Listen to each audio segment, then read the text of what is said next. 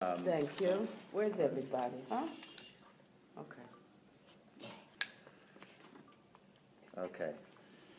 So I'm really excited about starting this, even though, this is the classic Sefer of the Lubavitcher Hasidim.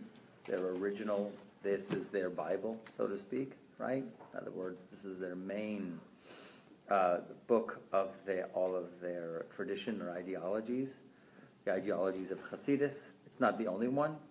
Emir Hashem, God willing, in the future I'll be able to go ahead and give you the rundown of who's who in the Hasidic world, okay? But I learned this with my father-in-law several years ago, these chapters. My father-in-law, he used to learn with a man by the name of Rabbi Chaim Zimmerman. Rabbi Chaim Zimmerman was originally in Chicago, moved to Israel, but he was probably on par with the Gadol Ador. That means the greatest man of the generation. In other words, a man knew everything. Okay?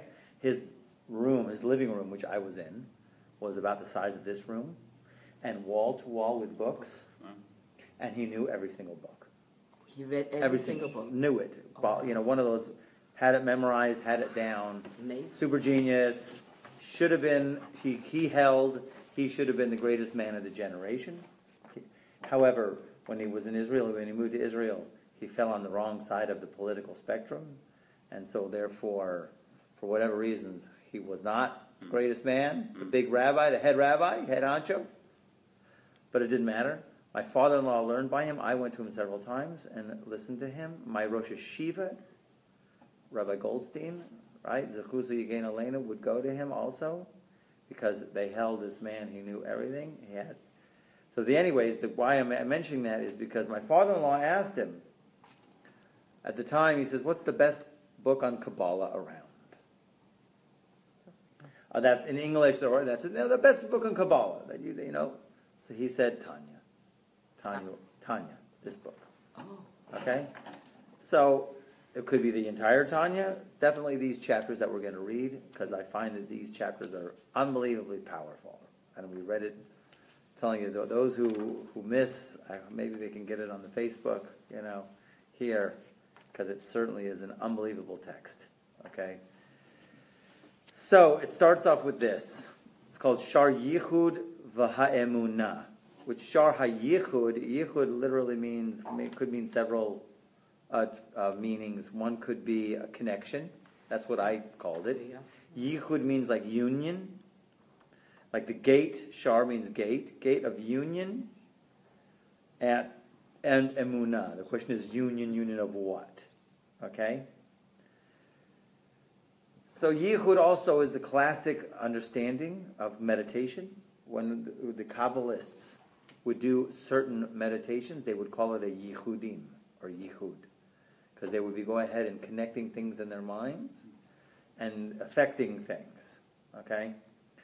So the name of the chapter, or these chapters, 12 chapters, are called the Gates of Connection and Emunah. And they run into the basis of faith, as we're going to see, astounding things. But the first thing he says, this is first. Actually, in the Hebrew, it's in very small writing. In the Buddhist monks would have these things, lahavdil elef havdalos, we say, to make a separation. They would have these things called Cohens. Have you ever heard of them? A Cohen? Not a Cohen like Cohen, C-O-H-E-N. Cohen, C-O-E-N. Okay? A priest? Well, the Buddhist monks would have their initiates. They would give them a Cohen, and they'd go and meditate on it for 7 years, and they would come back with an answer and see if the satisfactory answer, and in order to move up in the ranks to eventually, hopefully, that he would become one day a Buddhist master. So these koans are like these riddles, statements, which hard to understand, need a lot of depth. Meditate on it for 7 years, right? Like one of the koans is called, one of them is, what is the sound of one hand clapping? Right? So if you ask any Jewish kid in class, he'll instantly just go like, okay? But of course, they would have to go meditate on it, and they have a whole bunch of other ones. And then they really got upset when somebody, of course, put it all on Google, the answers. all the Buddhist monks are out of a job. Okay. What? And in any case, it doesn't matter. The idea really is, here's a statement. It's a very cryptic statement in the Zohar. It says, let us understand, at least in a small measure, the statement in the Zohar that Shema Yisrael Hashem Elokeinu Hashem Echad, those 6 words, Hear, O Israel, the Lord is our God, the Lord is one, is called Yehuda Ilah, which is called a higher level unity.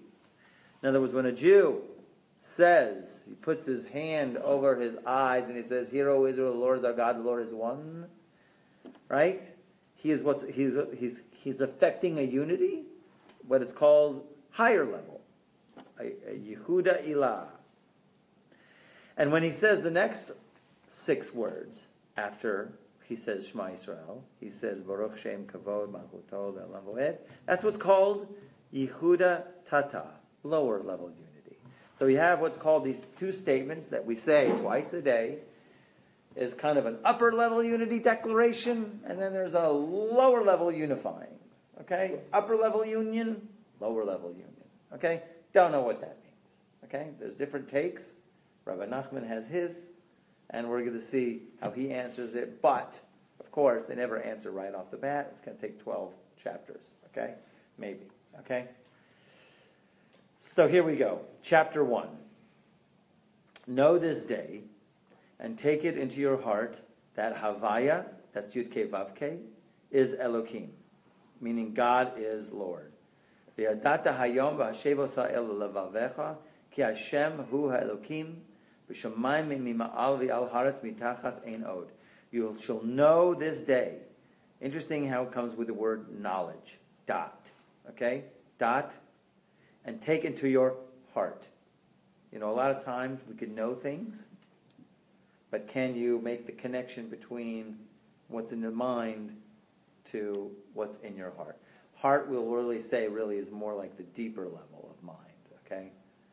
But the idea really is, there was once this Rav who was being examined by this doctor, and the doctor was examining the rabbi and treating him for whatever it was. He was an elderly rabbi, and the doctor was saying, well, I've been to here, I've educated here, and I'm working on this project and this dissertation.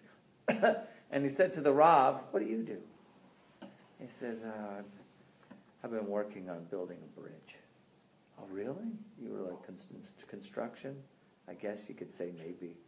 I'm working on building a bridge. My whole life I've been working on building a bridge from my head to my heart.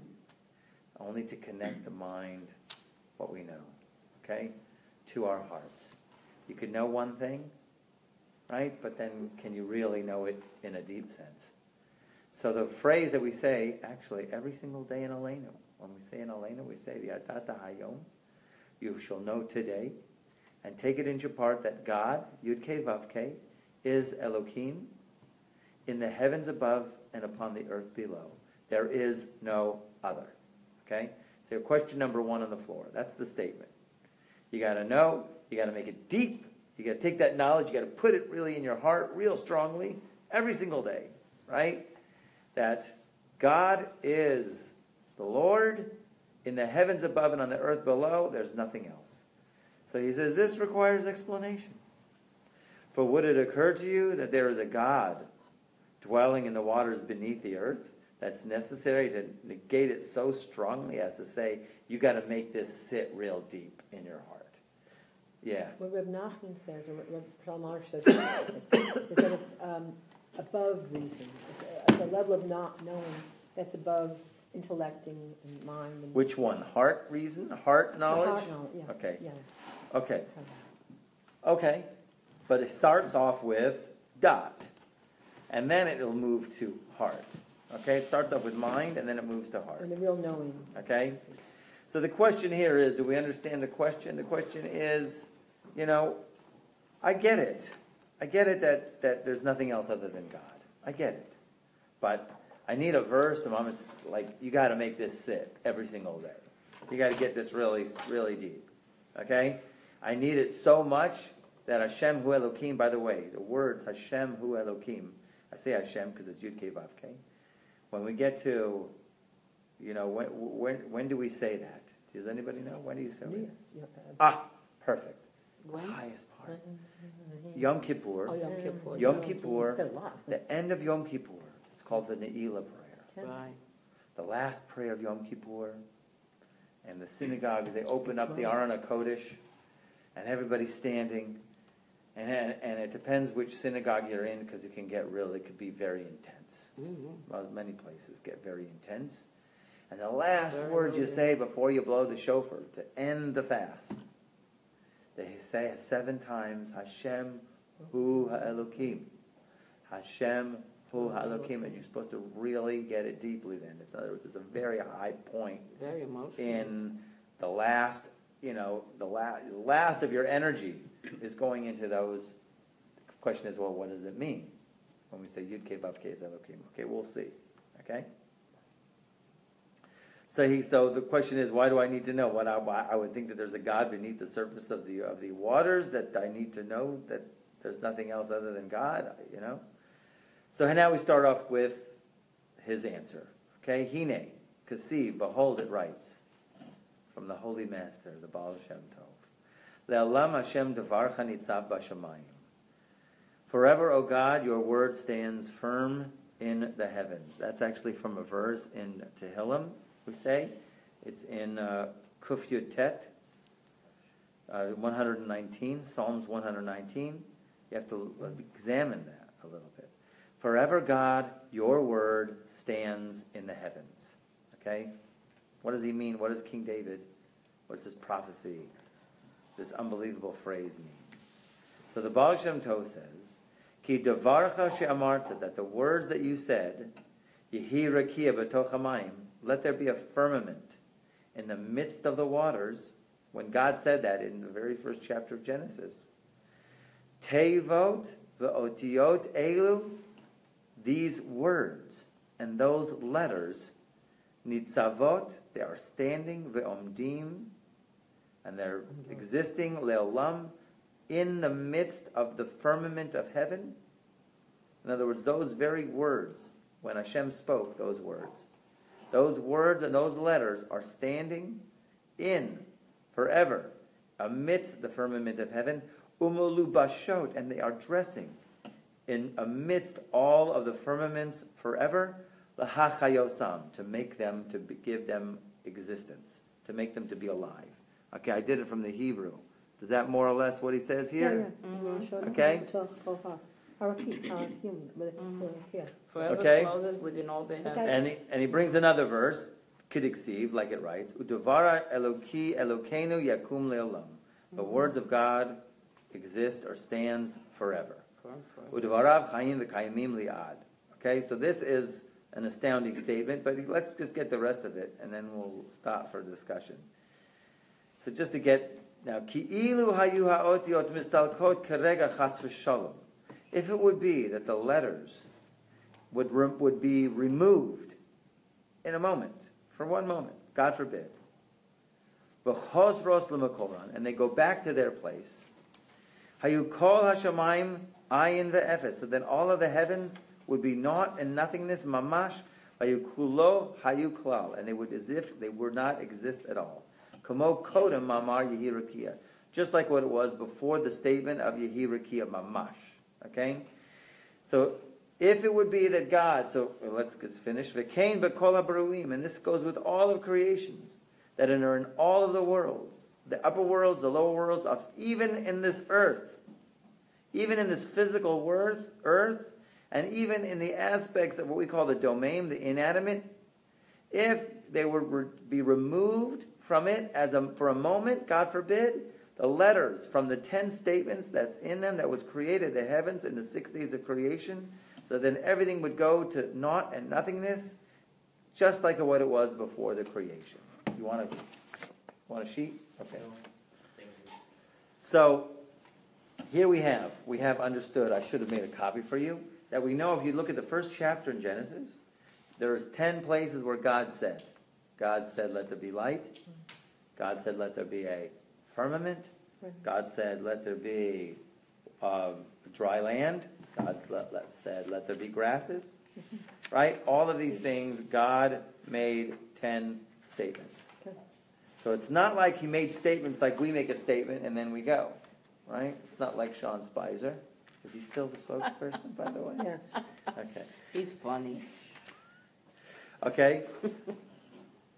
There's actually, if you really look in the first chapter of Genesis, 32 times God's name, the word Elohim is mentioned. Mm-hmm. But there's only 10 times where it says, and God said, and God said, and God said. So when it says, and God said, let there be a firmament, like what he's saying here. So what does it mean? It means that when he spoke, it's not that he spoke and left and it was whatever, everything just went out. And those very letters of the words are keeping those things in total existence constantly. The letters are constantly giving every single thing in creation their animation. It's like God is like still speaking, and he's still creating it, and it is still being imbued with existence. Okay? See, the way that we always understand as the Torah, we always say the Torah is the blueprint of creation. We say God looked in the Torah and made the world. But it's not like a blueprint where an architect, after the building is built, he puts it on a shelf and it gets archived. It's completely different. Not God. It's this kind of blueprint, the way that Rabbi Kivatat says, and I always say it over and over and again. It's like you have a screen, you have the projector, and you have the film in the olden days. Now, I don't know about how things work digitally. But if you have the screen, the projector, you have the film. If you have the screen is the world. Mm-hmm. The projector is the light of God. One light, simple. That's all you need. The film that goes in front of the light is the Torah. It actually projects into every single thing in our existence constantly, giving it its constant animation. To take another little step back, we say that the Torah is the blueprint of creation, but the Torah is made up of letters. Those are the primordial building blocks that make up the Torah, that make up creation. What I call them is primordial energy fields. There are 22 primordial energy fields where God uttered these 10 utterances, and they are constantly giving every single thing right here and now its constant existence right here and now. So they said the story, and I'll stop for a second. The Lubavitcher Rebbe, before he was lying on his bed, before he was about to pass away. Schneitzer? Yes, the original, the one who wrote this sefer. Okay. Right? He was going to pee, he was telling his Talmidim were around him, he's about to pass in, he's going, look, don't you see? It's Kuf, Vav, Reish, Hey, Kore, which means being. He's like, he saw the letters. Amazing. That was really the inner essence of what it was. So when a real Kabbalist, a real deal, he comes in a room. That was revealed to him. Yeah, but listen, a real Kabbalist, they come in, they don't see a table. They see the Shin, Lamed, Chet, Nun. That's the word for Shulchan. They see the inner spiritual energy that is giving every single thing its existence. Mm-hmm. Okay, we have atoms, right? And then the atoms, though, they say, break up into subatomic particles, right?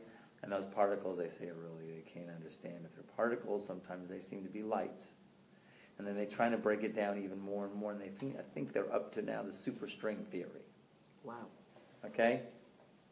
And they have what's called the superstrings, which are like the subatomic of the smallest division, because they're trying to get to the smallest division. And these strings are so tight. But if you look at a string that's so tight, right? But it's a string has a vibration to it. It's an energy. Okay? One rabbi I remember talking to when he said he doesn't think science will ever come up with what he's saying here, that they'll say, oh, that's the letter Aleph. Well, they'll be able to see the letter Aleph in things. They're on different or the letter Beit. But we have to understand that these things are vibrations. The letters A, B, G, There's a D. sound. There's a special sound to every single one of them. And these sounds, when God uttered them, give every single thing its constant animation. So it's constantly being willed into existence through the 10 statements of creation. Okay, yes. Two things are interesting. I shared it from Shul. This past Shabbos was Parshas Nasa, yesterday. So Parshas Nasa, Rabbi Masri was giving a drasha, and one of the things he said in the end of the drasha, were you there? You were there. I had to step out. Okay. He said how the Torah, it should not be on our Jews. We don't put our Torah on a shelf. It's not a book. It's a live,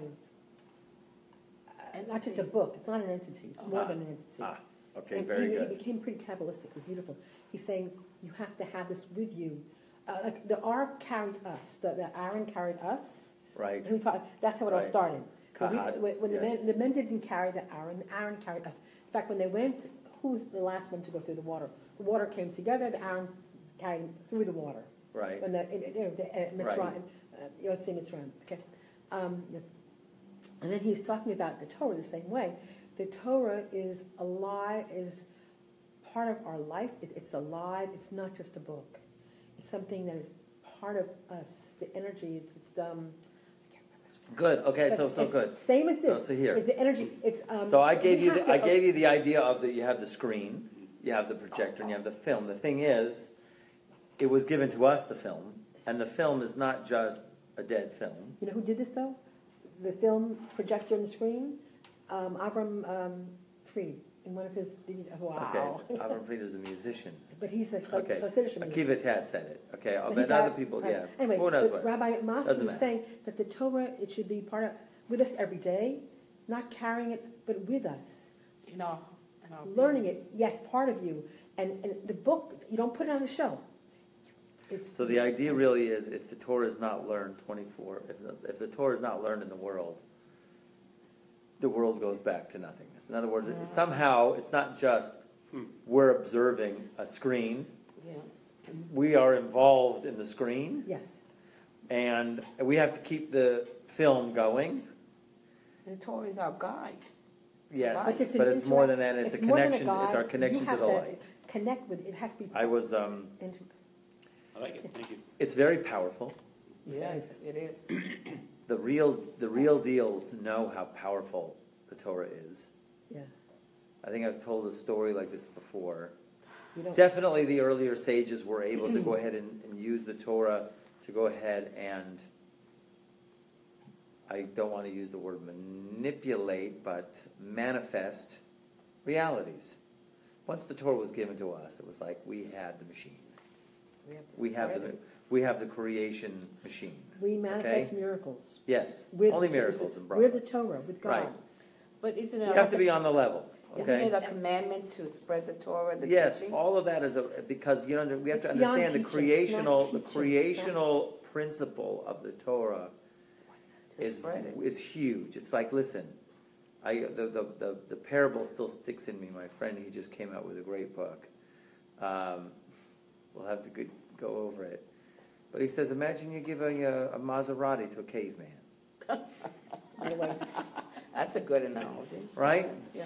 We're cavemen, and Hashem here gives us a Maserati, right? The Torah, it's not just a Maserati. This is like a huge deal, because this is involved in creating our destiny, the destiny of humanity, the destiny of mankind.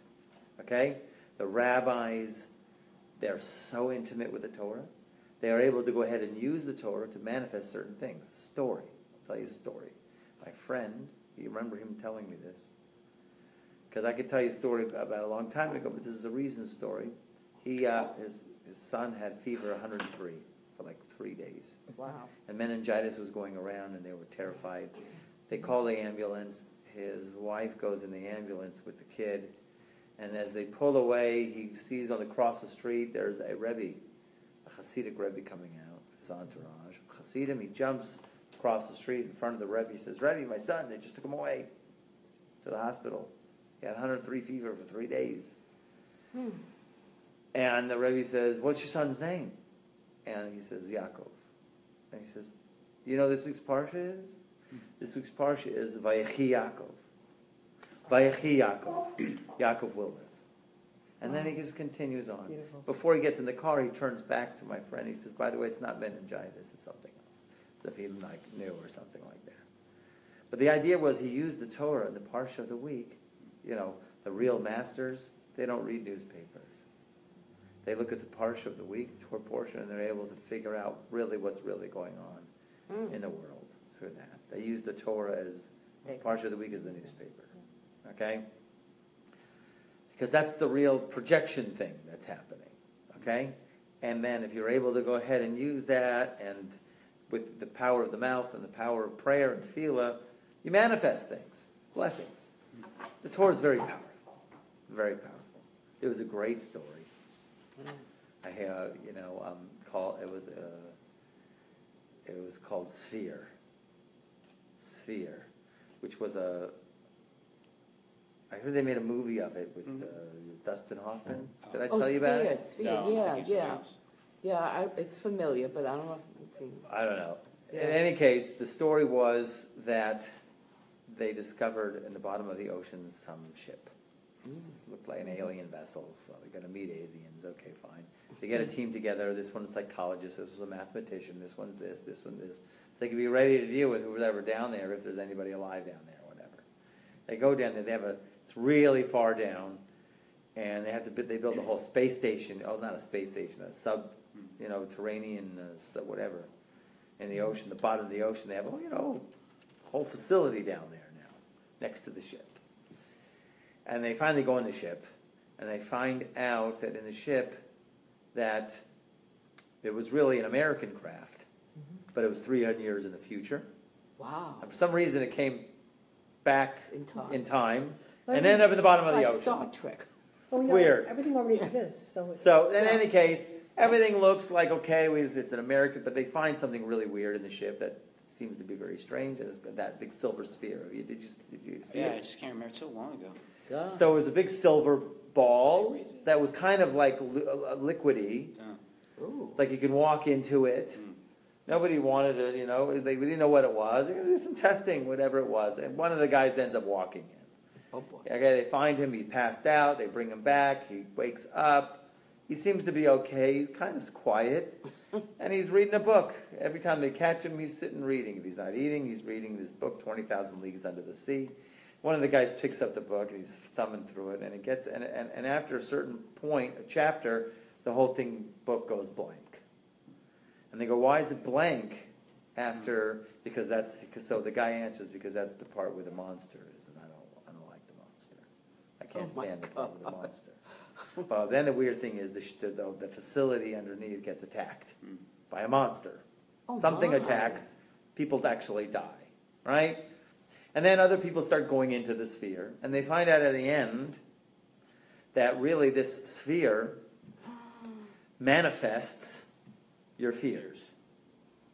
Okay? Or anything else. It could probably manifest positive things, but if a person is overcome with fear, it'll manifest the fear. So this guy's afraid of a monster, this guy was afraid of snakes, and this guy was afraid of this, somebody was afraid of something else. Whatever it was that they were afraid of, this thing was a gift from who knows where, that they manifest their fears, and they decided humanity is not ready for this gift because we're not mature enough.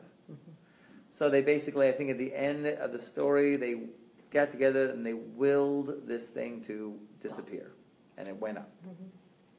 So the idea really was, that's really fascinating because, okay, the Torah, I would like to say, is like that in a certain way, but user-friendly, because it's been given.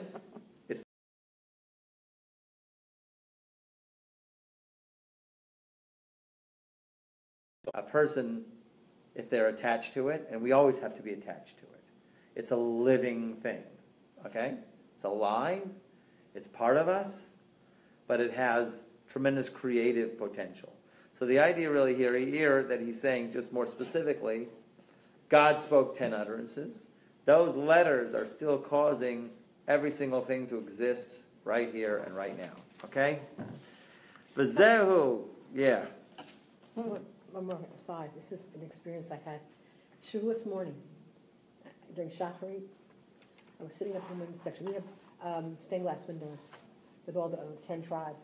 Over the iron, from where I'm sitting, Naphtali was I don't know what time it was in the morning, 8 o'clock. The sun was directly through that window, and the stained glass pieces were like crystal. I've never seen. And we said you're doing a Sarah Debros, Mm-hmm. What a moving experience. Awesome. Very nice. I've never had that before. Okay. Anyway, It's Should a only be sign, it's a continuing. sign. that's what I thought. Okay, so we see that if these letters were to suddenly, God were to withdraw these letters from the firmament or from any single thing in creation, those things would continue, would not exist anymore.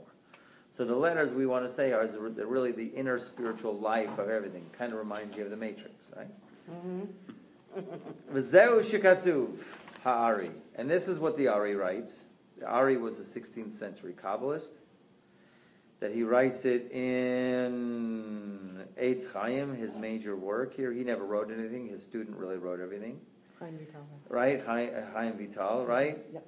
So he wants to say, Shagam b'domim, also in the inanimate. Mamash, just like stones, dust, water. There is the aspect of nefesh, of soul, v'chiyus ruchaniyut, and a living, what do you call it? Chayos v'chiyus ruchaniyos, a living spirit. All of those things do have a living spirit, okay?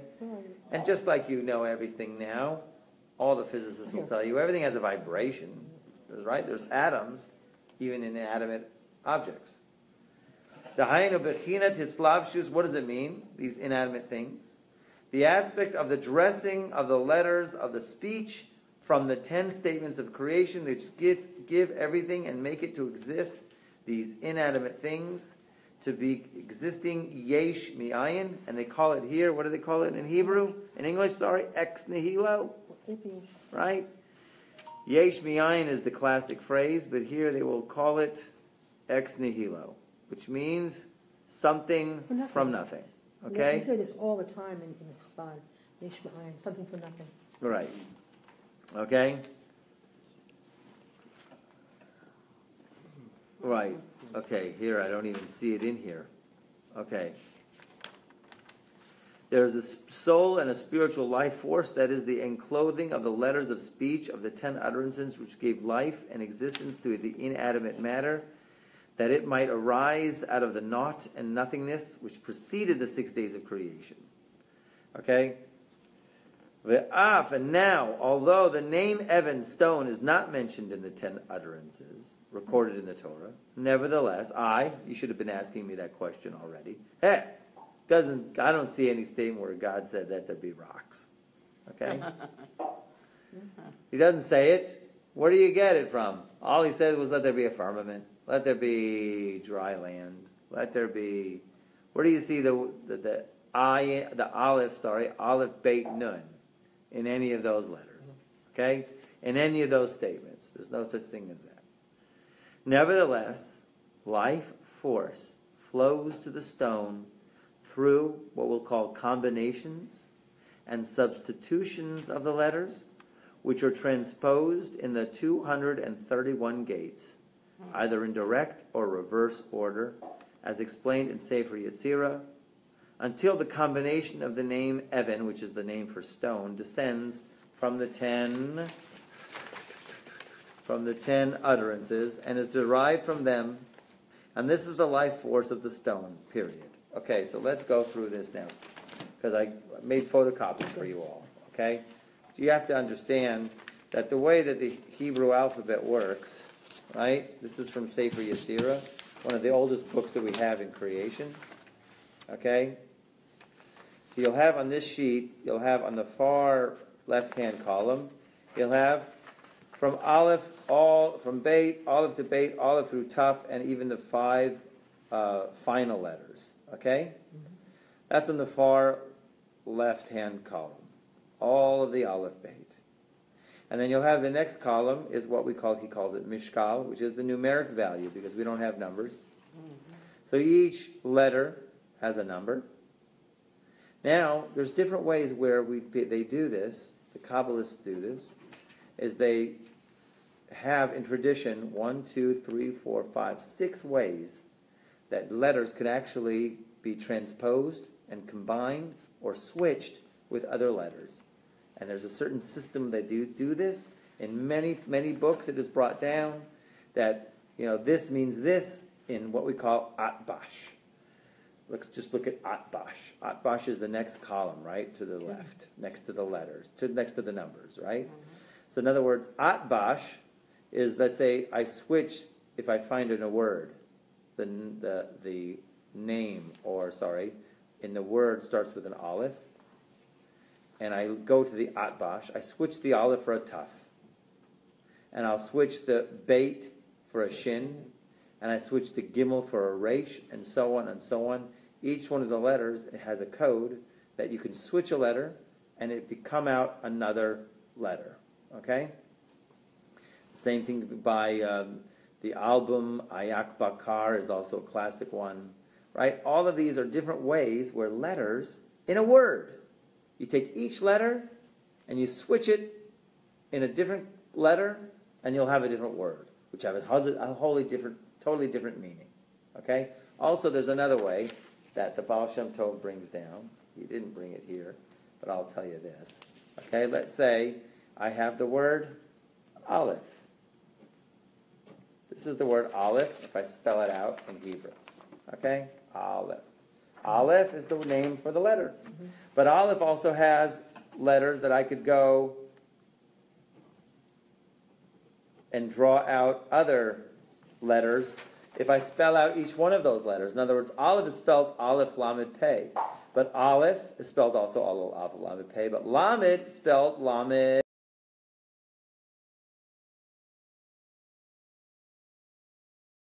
And then mem, I could spell out different. Dalid is dalid lamed taf. In other words, each one of these letters strings out, if I just keep branching it out, to other letters. Pei, hey could be spelled hey yud. Yud could be spelled yud vav dalid.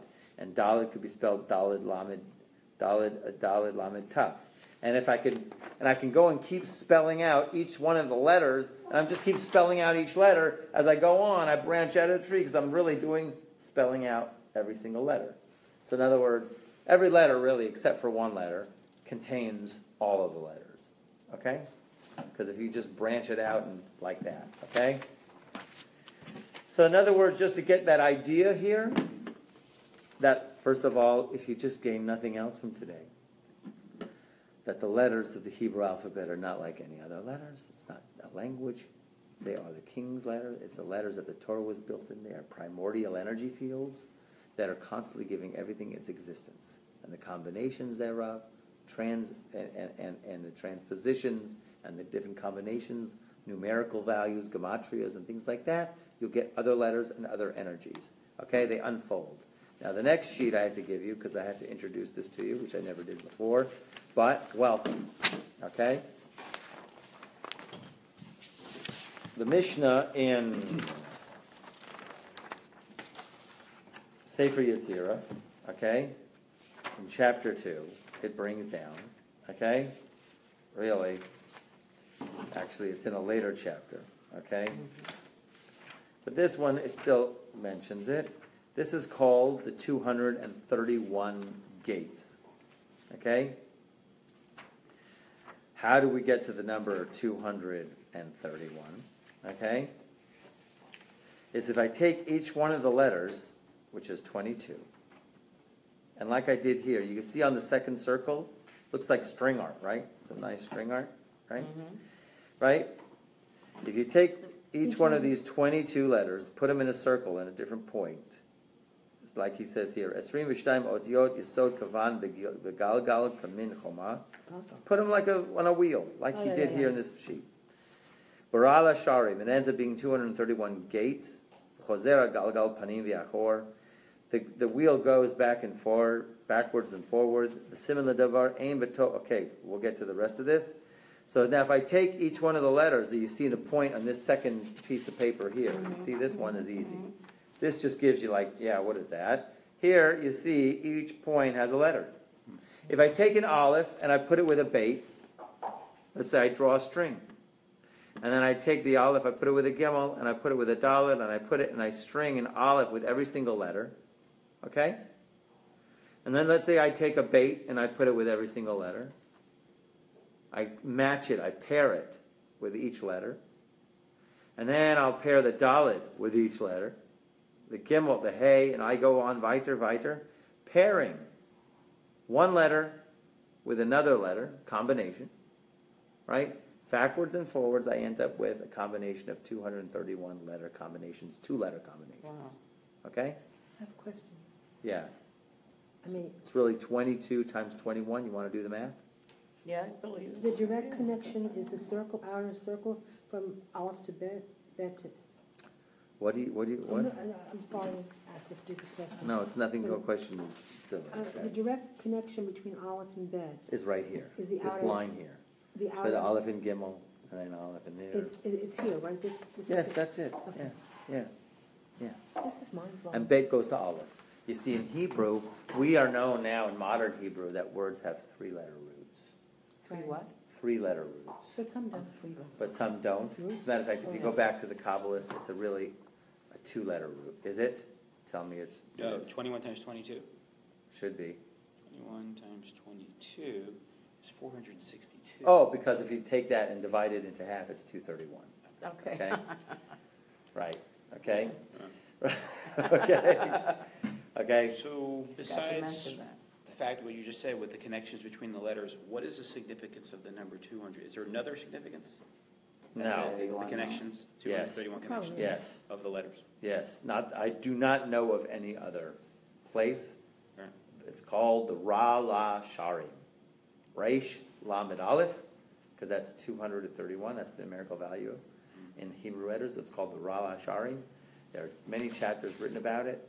But these are the 2-letter combinations of everything. For this is the technique on how to make a golem, because every single thing is made up of letters. And if you understand the letters and the powers of the letters, so then you can manifest certain things. And the big masters were able to go ahead and make, through letter combinations, making a man out of clay and giving it a life force. As you probably have heard the story before, maybe not. No, the Golem of Prague, when you go home, Google it. Okay? Golem of Prague. The Golem of Prague, Rabbi Yehuda Low of Prague, made a man out of clay and gave it life that went around patrolling the Jewish quarter to protect it from the people who were doing blood libels, from the Gentiles who were involved in blood libels. Even the Gentiles in the area of Prague still have handed down from all these generations that story. Amazing. Okay? Mary Shelley, no doubt, traveling through Europe at the time, needed a good scary Frankenstein. story. Heard about that one. Of course, she morphed it into Baron von Frankenstein. Frankenstein or whatever his name is. God. Right? The man who made and So then... she stole it. She stole it from something. Well, you I don't want to put a rabbi. That's too Jewish. She needed to make a nice parv scary story. Okay? So... Starting to figure out the real reason why Jews run Hollywood. It's all right here, huh? That's good. But they don't know it. it's creational science. It wasn't Okay? if it wasn't for the Jews, there would be The no idea really Hollywood. here is that, Moshe Rabbeinu did not kill the Egyptian man by strangling him or throwing him down a scaffold or whatever. Right? He killed him with the name of God. According to the Baal That's Shem Tov, powerful. 3 letters. According to some other commentaries, there's a 42-letter name of God. But the vibrations have effect. If it's the right vibration, at the right frequency, with the right force behind it, mental force behind it. Can I ask you a question with Moses? How did he finally convince the Pharaoh to let my people go? I mean, It wasn't God- him, it was a Kodesh Baruch Hu. You had to kill a firstborn. You had to go all the way that yeah, far. How did he that's true, convince? that's true. There was no convincing. It was like, No. okay, this is how, Only Hollywood. this is how it was going. This was the role. He was playing Yeah. his role and he was playing his role. Okay? So these are the vibrations have incredible power with the right. Sure. So when you pray, now I'm gonna digress a little bit It's here. important though. Okay? There's a great technique of prayer from the Baal Shem Tov. One of these days maybe I'll merit to do it with you. Okay? He holds, you do this technique, you don't need any other technique. You don't need to know all the special mystical kavanot. All of the mystical holy kavanot are in this simple technique. And that is to make every single letter shine in your learning and in your prayer. It's kung fu, because you have to you're visualizing the letter, and you have to make the letter shine. Okay? And then you have to put that letter with another letter, another letter, until it's a word, and make the word shine. He actually gets it from the Ark of Noah. The Ark of Noah, God told Noah to make an ark, and then he said, Sohar taseh lateva, which means make a shining for the ark. But the word for teva in Hebrew also means word. So it doesn't. So the Baal Shem Tov interprets that as make the word to shine. When you make the word to shine, and it shines so bright, and then you enter into the word, okay? You become as Noah in the ark.